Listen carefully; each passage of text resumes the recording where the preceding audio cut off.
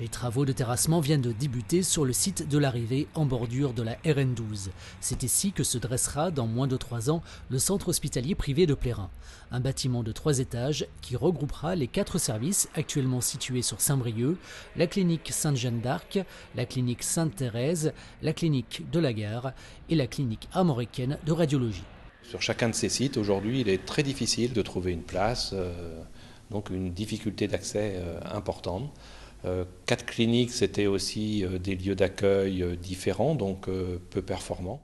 Regrouper les 4 structures dans un même lieu permettra aussi d'acquérir du matériel de pointe, améliorer la prise en charge des patients et devenir le centre départemental du traitement du cancer.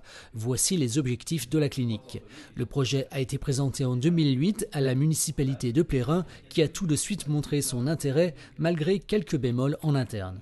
Il y avait un peu des dissensions parfois ou des questionnements qui se posaient sur le rapport de l'hôpital privé, des cliniques privées et de l'hôpital public, puisque l'hôpital public, on le sait, souffre aussi cruellement de manque de moyens. Mais ce projet-là était pour nous un gage de qualité. Et puis surtout, c'est aussi un véritable projet avec un enjeu économique, un enjeu de santé. Donc pour nous, c'est un pôle d'excellence.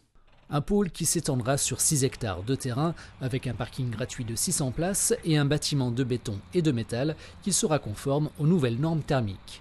On a intégré un certain nombre d'éléments environnementaux dans la conception du bâtiment, donc à la fois sur la gestion de l'énergie, la gestion de l'eau, etc. Donc le recours aux énergies douces, donc là, j'allais dire le plus simple pour ce type de bâtiment, c'est en tous les cas les chauffe-eau solaires. Et sur la façade du bâtiment, une double peau de 20 cm favorisera la régulation thermique. Près de 800 personnes travailleront à la clinique. Coût du projet, 60 millions d'euros hors taxes, financé pour un tiers par la mutualité française, auquel il faudra rajouter 7 millions pour l'équipement.